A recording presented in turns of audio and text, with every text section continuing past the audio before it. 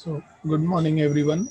In the previous lecture, we have started with this exercise and we have completed till question 5. We were on 6th. Before that, we studied what do we mean when we say three numbers are in GP, 4 and 5 numbers. Based on which we have completed this sum, and I hope you all have practiced it really very well.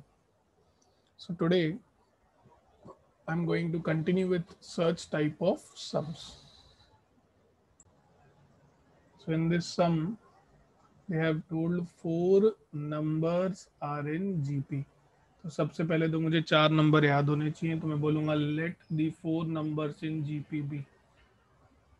Late the four numbers in GP be. क्या होंगे चार numbers हमारे? A by r cube, then a by are,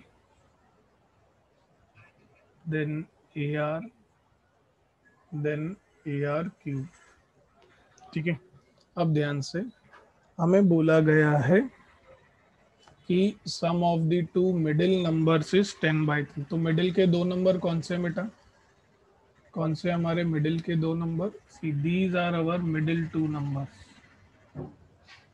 इनका जो सम है बेटा, इनका जो सम है वो हमें बोला है 10/3. ठीक है, चलो हमें बोला गया है sum of two middle numbers,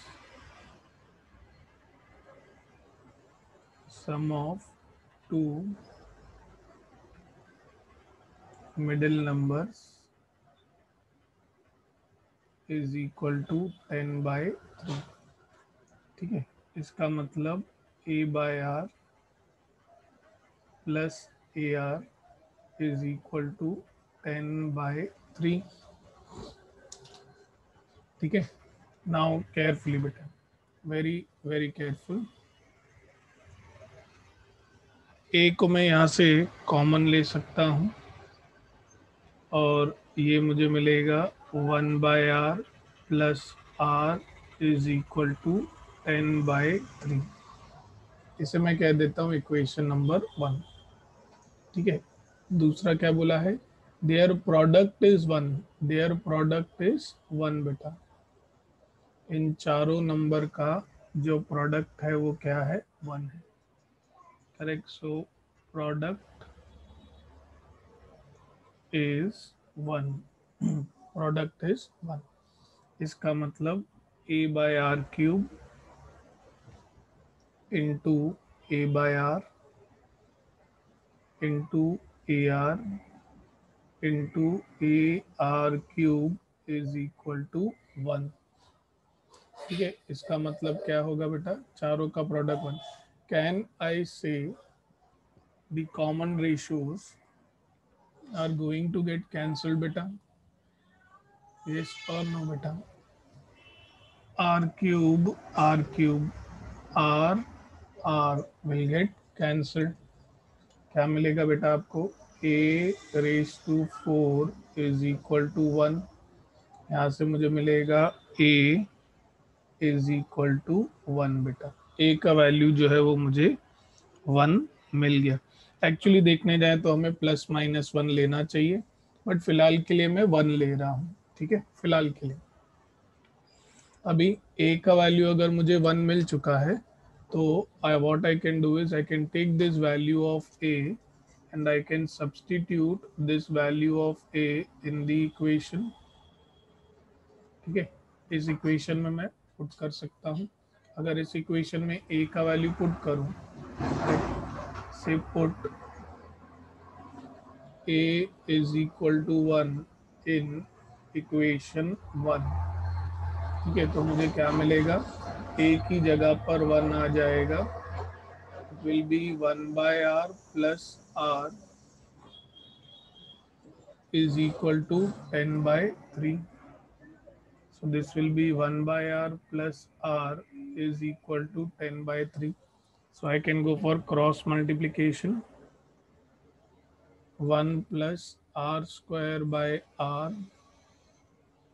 is equal to 10 by 3. So 3 in bracket 1 plus r square is equal to 10r.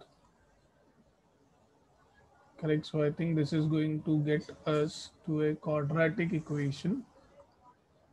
तो ये हमें क्या मिलेगा बेटा, 3 plus 3r square is equal to 10r. यहाँ से मिलेगा 3r square minus 10r plus 3 is equal to 0. ठीक है. नाउ केयरफुली बेटा, very very careful, very careful. इसके हमें फैक्टर्स चाहिए. तो इधर है 9 और सेंटर है 10. Can I say this is going to be 3 3s are 9. क्या मैं इसके फैक्टर्स जो है लिख सकता हूँ? It is going to be r minus 3 and 3r minus 1 is equal to 0. Yes. Do you all agree with this beta? Everyone बेटा, किसी को कोई डाउट तो नहीं आएगा ना बेटा फैक्टर्स में? ओके चलो. Now product of two terms is equal to 0 means first term is equal to 0 और the second term is equal to 0. तो यहाँ से आपको मिलेगा value of r as 3 and 3r is equal to 1. यहाँ से मिलेगा r का वैल्यू 1/3. अभी r के आपको दो वैल्यूज मिले हैं, करेक्ट, और a का वैल्यू हमें मिला है 1. I have preferred 1. अगर आपको चाहिए आप प्लस माइनस 1 लीजिए, बट ज़रूरत नहीं है, आंसर्स वही आने वाले हैं. ठीक है, answers are going to remain the same, so why we go for such tedious work. So now again you need to find two things. ठीक है, when a is equal to 1 and r is equal to 3. ठीक है, a 1 है और r क्या है, 3 है. तो आपको चारों ही नंबर्स पता है. ठीक है, a बाय आर क्यूब. तो a बाय आर क्यूब मतलब 1/3 क्यूब. a बाय आर यानी कि 1/3. फिर ए आर यानी कि 1 इंटू 3. फिर ए आर क्यूब यानी कि 1 इंटू 3 क्यूब. तो ये आपको क्या मिलने वाला है, 1/27, 1/3, then 3, then 3 cube, that is 27. ठीक है. नाउ ये हुआ when a is 1 r is 3. अब नेक्स्ट क्या होगा, a is 1 and your r is 1/3. ठीक है, तो this will be nothing but 1a by r cube यानी कि 1/3 का cube. Then a by r यानी कि 1/1/3. देन ए आर यानी कि 1 into 1/3. Then a r cube 1 into 1/3 का क्यूब. ठीक है, तो यहाँ से हमें क्या मिलेगा, 1/1/27. So this is going to be 27, then 3, then 1/3, then 1/27.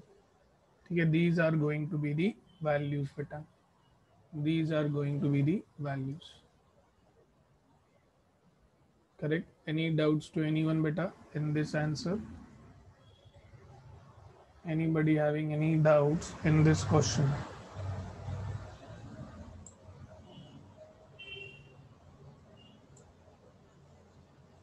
Anybody having any doubts? Anybody having any doubts in this question?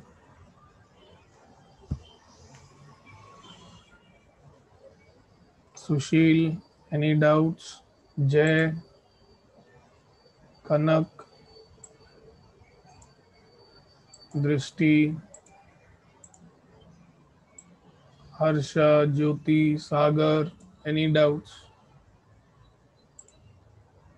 Okay. So let us move ahead with the next sum of this type. Okay.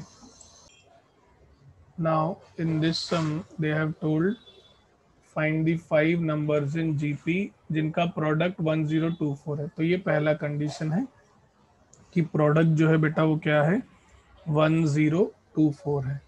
ठीक है, तो पहले तो 5 number GP में क्या होंगे वो मालूम होना चाहिए। तो मैं क्या बोलूँगा, let the 5 numbers, let the 5 numbers in GP, let the 5 numbers in GP be, it will be a by r cube, a by r cube, a by r, a, ar, a r square. एक second ना बेटा, इधर गलती से मैंने cube बोल दिया, is going to be a r square. ठीक है, अब हमें क्या बोला है, their product is 1024, their product is 1024 मतलब इन सभी का product. Very good Sushil. A by r square into a by r into a into a r into a r square is equal to 1024. So the values of r are getting cancelled. So आपको क्या मिलेगा, a raised to 5 is equal to 1024। अभी a raised to 5 1024, 1024 होता है 2 raised to 10। ठीक है, तो मैं इसे बिल्कुल कह सकता हूँ it is nothing but 4 raised to 5। Yes, can I say this, it is nothing but 4 raised to 5। कैसे मैंने सोचा, 1024 इज 2 raised to 10 राइट। तो 2 raised to 10 मतलब बाय लॉज ऑफ इंडाइसेस मैं इसे 4 raised to 5 लिख सकता हूँ। यहाँ से मुझे a की वैल्यू मिल जाएगी 4। So I got the value of a as 4 बेटा। Correct. Any doubts to anyone in finding the value of a? Anybody having any doubts in finding the value of a?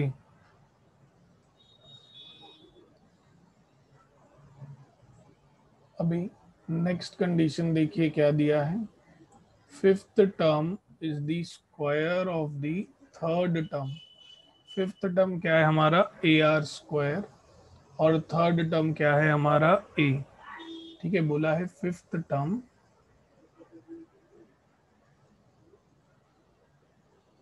Fifth term is the square of third term. Fifth term is the square of third term. ठीक है, सो ध्यान से, तो fifth term है मेरा ए r square, now it is the square of the third term यानी कि ए square. ठीक है, सो बहुत ध्यान से, वेरी वेरी केयरफुल। यहाँ से अब मुझे क्या मिलेगा बेटा, मुझे ए का जो वैल्यू है वो ऑलरेडी मिल चुका है। यस, उसके भी पहले क्या मैं इसको यहीं पर रिड्यूस कर सकता हूँ? क्या मैं एक एक ए जो है कैंसिल कर सकता हूँ बेटा एवरीवन? अगर ऐसा करूंगा तो मुझे क्या मिलेगा, r square is equal to a. ठीक है, अभी ए का वैल्यू मुझे ऑलरेडी पता है। ठीक है, तो I can put this value of a over here. तो मुझे यहाँ से मिलेगा r square is equal to 4, मतलब मुझे आर का वैल्यू मिलेगा +-2। यस और नो बेटा everyone? Any doubts to anyone in finding the value of r? Any doubts to anyone in finding the value of r? अभी आपको सॉल्व करना है कैसे, पहली bit when a is equal to 4 r is equal to 2। ठीक है, तो आपको आपके पांचों ही टर्म्स जो हैं वो याद होने चाहिए। पहला क्या है, a बाय आर स्क्वायर यानी कि 4/2 स्क्वायर, फिर 4/2, फिर 4, फिर 4 इंटू 2, फिर 4 इंटू 2 स्क्वायर। ठीक है, तो यहाँ से आपको मिलेगा 4/4 यानी कि 1, ये मिलेगा 2, ये मिलेगा 4, ये मिलेगा 8। सो 4 4 जार इज हाउ मच बेटा? 16। ये होगा फर्स्ट बिट बेटा, ये होगा फर्स्ट बिट। सेकेंड बिट देखते हैं बेटा क्या होगा। when a is equal to 4, correct, and r is equal to -2।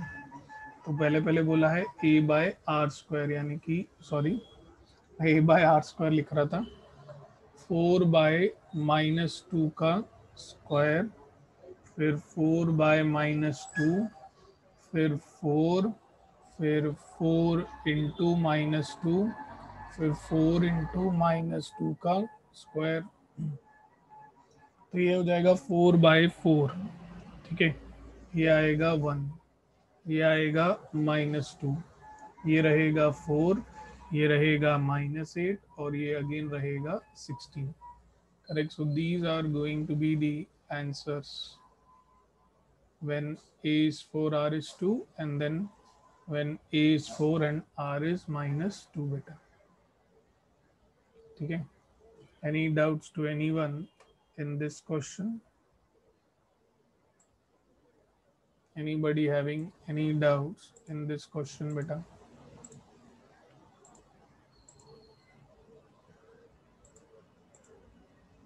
Sure? तो आगे बढ़े नेक्स्ट सम पर बेटा। अब नेक्स्ट सम्स थोड़े अलग हैं, उसके लिए मैं आपको पहले रिजल्ट जो है बेटा वो रिवाइज करवा दूं। अगर आपको याद होगा तो हमने रिजल्ट्स कुछ पढ़े थे, पिछले लेक्चर में भी पढ़े हैं और हमने उसके पहले भी पढ़े हैं। यस, याद है क्या बेटा रिजल्ट्स? Yes everyone? वो इसीलिए क्योंकि वहां पर 4 टर्म्स थे, तो जब भी 4 टर्म्स जीपी में होते हैं तो क्या होते हैं? a/r³, correct.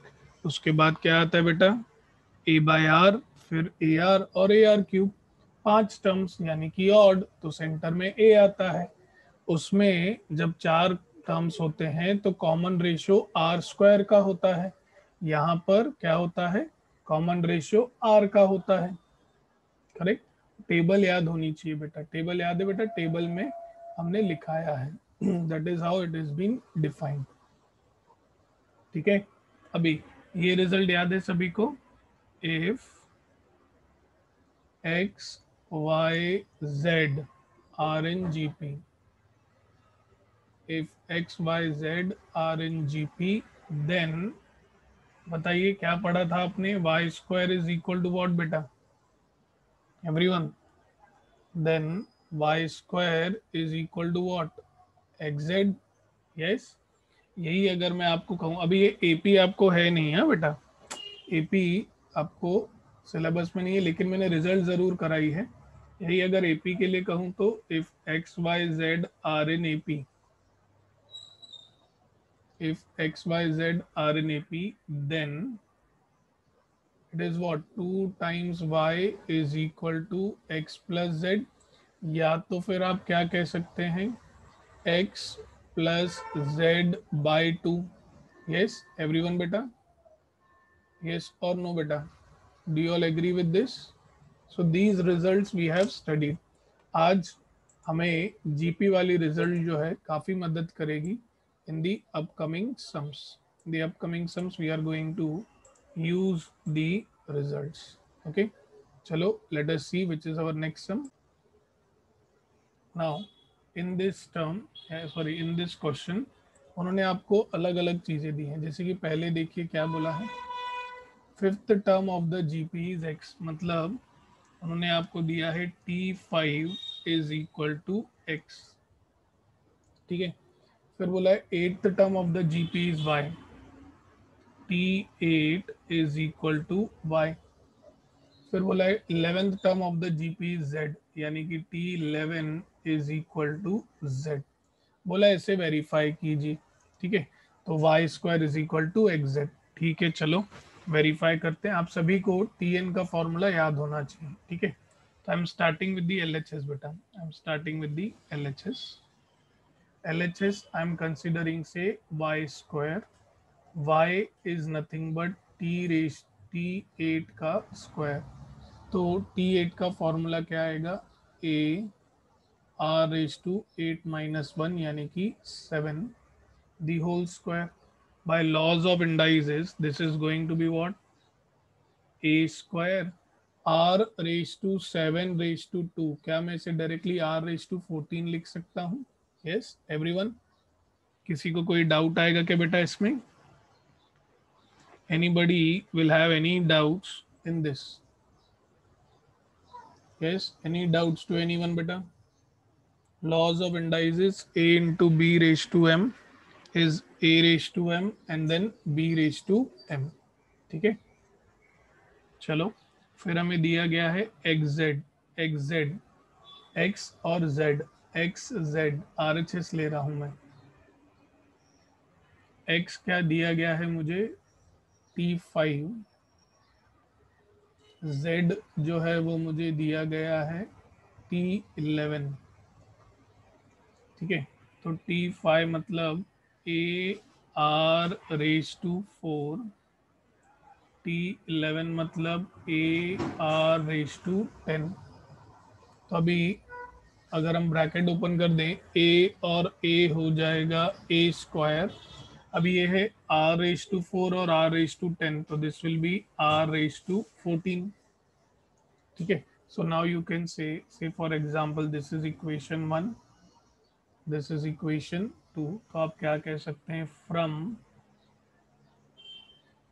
Equations 1 and 2, from equations 1 and 2 क्या मिलेगा बेटा आपको, LHS is equal to RHS। इसका मतलब आपको क्या मिलेगा, y square is equal to XZ। Correct, ये हो गया आपका verification. Yes, any doubts to anyone in this question? Anybody having any doubts in this question?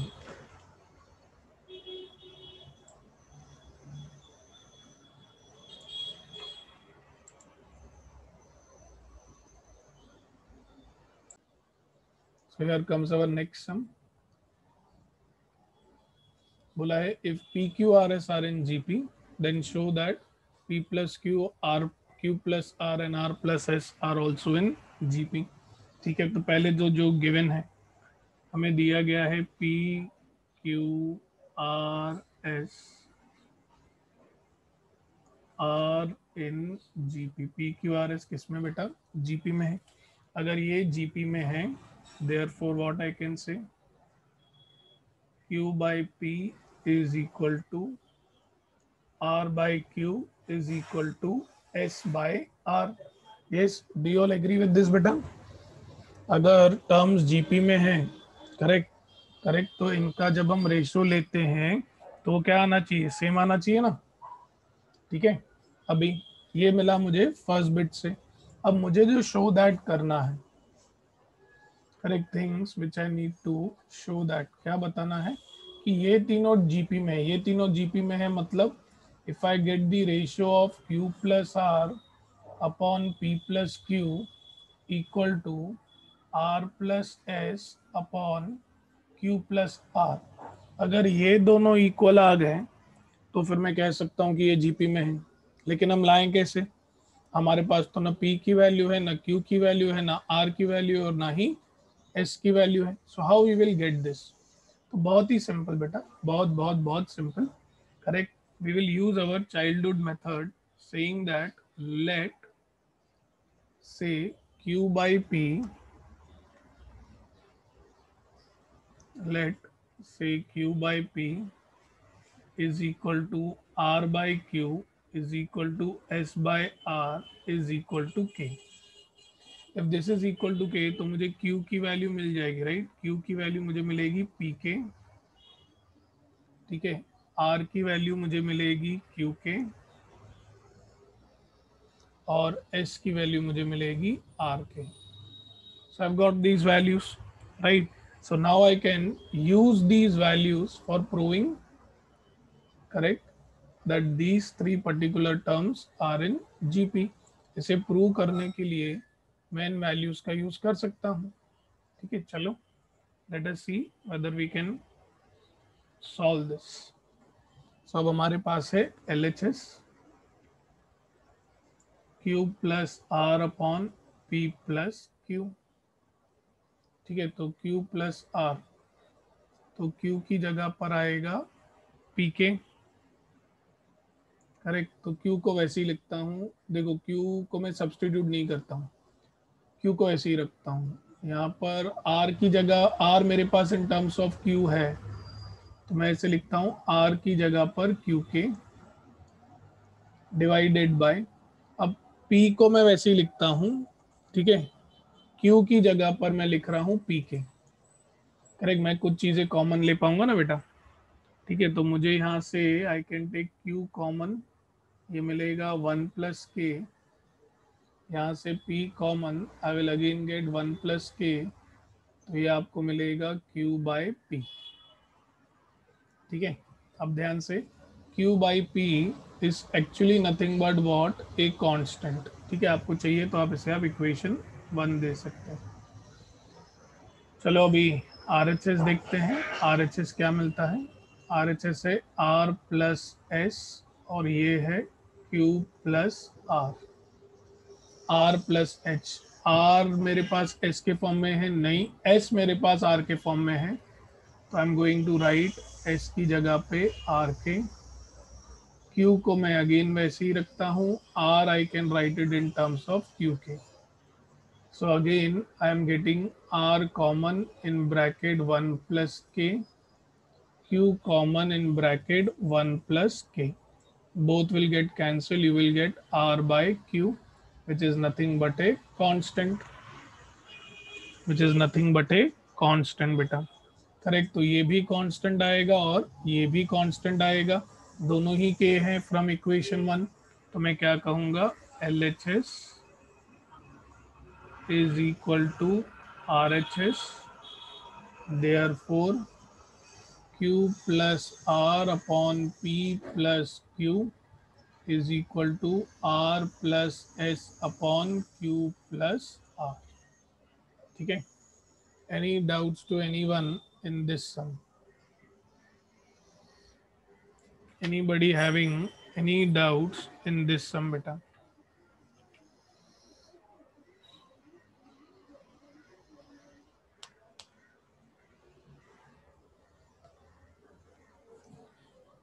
Sure, no doubts?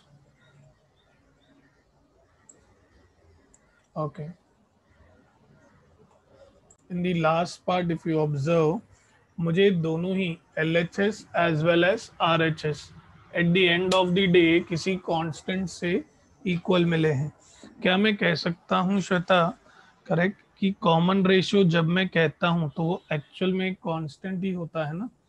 It is in the form of either A/B or say some natural number or sometimes say some whole number, say sometimes any integer, say negative, or sometimes say some irrational. So basically your common ratio can take any of these values from a set that is real number, right? So when I'm equating it to K, where K is any given constant, so I took the help of that particular equation, correct. अगर ये सारे ही equal हैं हमारे constant के और दोनों बाजू ही तुम्हें कांस्टेंट मिल रहा है और वो भी सेम, करेक्ट, मतलब ये क्या होगा, पक्का जीपी में होगा। ठीक है श्वेता,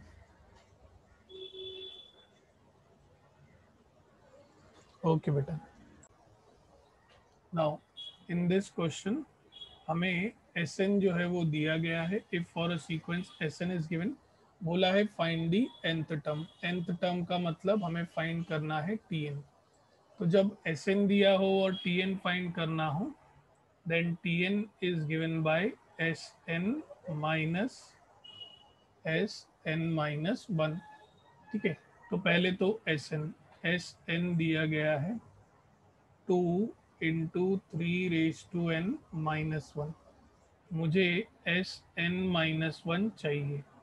n माइनस वन मतलब जिधर जिधर n है उधर उधर n माइनस वन, ठीक है। तो अब मुझे दोनों मिल गए, मेरे पास Sn भी है, मेरे पास Sn माइनस वन भी है।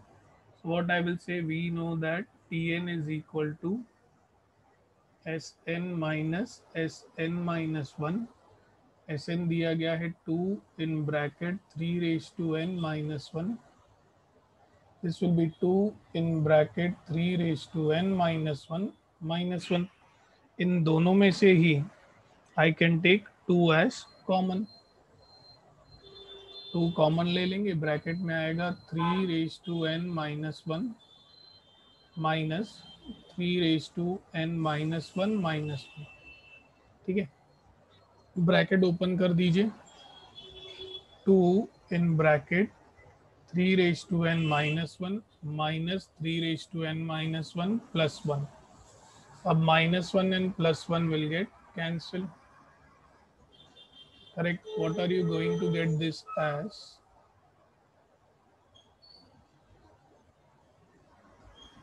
Tn is equal to 2 in bracket 3 raised to n minus 3 raised to n minus 1, ठीक है। So this is going to be nothing but Tn is equal to 2 in bracket, correct। I can go by laws of indices। अगर आपको चाहिए तो आप bye laws of indices क्या कर सकते हैं, कुछ चीज़ें कॉमन ले सकते हैं। कैसे, देखिए ये है 3 raise to n minus, by laws of indices ये क्या होगा 3 raise to n into 3 raise to minus one.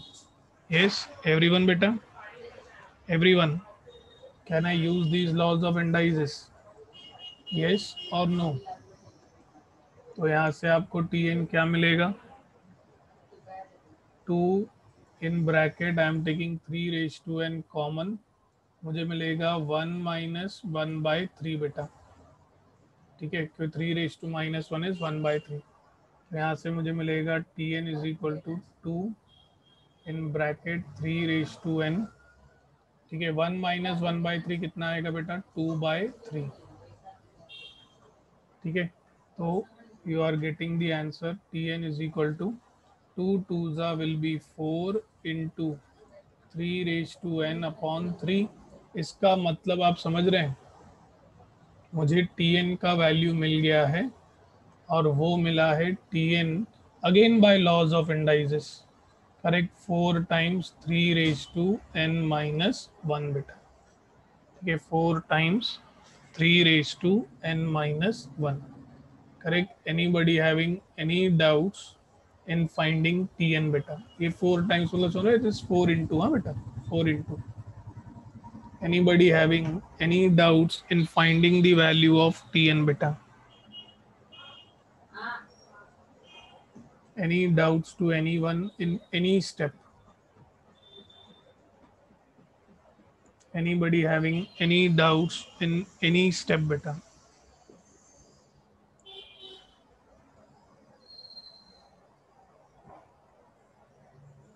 Sushil, Aditya, Sagar, Jay, any doubts? Sure. Okay. चलो फिर आगे बढ़ते हैं। टी एन यानी कि मेरा फर्स्ट बिट तो बेटा सॉल्व हो गया। अब सेकेंड बिट उन्होंने क्या बोला है, show that the sequence is in GP. Sequence GP में कब होता है, अगर मुझे T n plus one upon T n जो है वो कांस्टेंट आ जाए, ठीक है। अगर मैं ये कर पाया, correct, I can say that if T n plus one upon T n it turns out to be a constant, correct, then I can say that the sequence is in GP, then I can say that the sequence is in GP, ठीक है। अब ध्यान से T n plus one, T n तो है मेरे पास T n plus one, मतलब अभी जिधर जिधर n है उधर उधर n plus one minus one, bracket open कीजिए, ये आपको मिलेगा 4 × 3 रेज टू n +1 - 1, +1 - 1 कट जाएगा, आपको मिलेगा 4 × 3 रेज टू n। ठीक है, अब मेरे पास Tn+1 भी है, ठीक है, और मेरे पास Tn भी है। चलो दोनों का रेशियो लेके देखते हैं। सो Tn+1/Tn यानी कि 4 × 3 raise to n/4 × 3 raise to n - 1। ठीक है, आपको चाहिए तो इसे इक्वेशन वगैरह नाम देके आप उसे मतलब लिख सकते हैं फ्रॉम सो एंड सो। तो यहाँ पर तो मैं सीधे सीधे पहले तो 4 को ही कट कर दूंगा, 4 गया। अभी again I am going to use laws of indices. इधर है 3 रेज टू n, इसको मैं लिख सकता हूँ 3 raise to n into 3 raise to - 1। ठीक है, so now I can cancel 3 raise to n। तो यहाँ से अब मुझे क्या मिलेगा बेटा, 1/3 raise to - 1। by laws of indices 1/a raise to - n is what, a raise to n, यानी कि 3। now 3 is nothing but what बेटा, a constant। 3 क्या है बेटा, एक कांस्टेंट है। तो ये आपने प्रूव कर दिया। ठीक है, और इसी को क्या मैं कह सकता हूँ, you will say that r is equal to 3। Yes everyone, yes और नो बेटा, can I say r is equal to 3? Common ratio तो वही आएगा ना जो कांस्टेंट आता है। तो मैं क्या बोलूंगा, therefore the sequence is in GP. Therefore the sequence is in GP. ठीक है, with you can say nth term as 4 × 3 raise to n - 1 बेटा। Correct? Anybody having any doubts in this question? Anybody having any doubts in this question?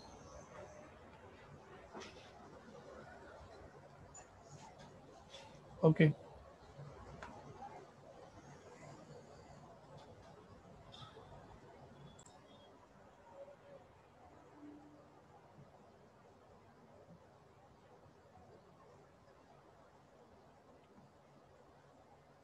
Okay. So we will stop here. See you all in the next lecture. Have a great day ahead. Thank you, everyone.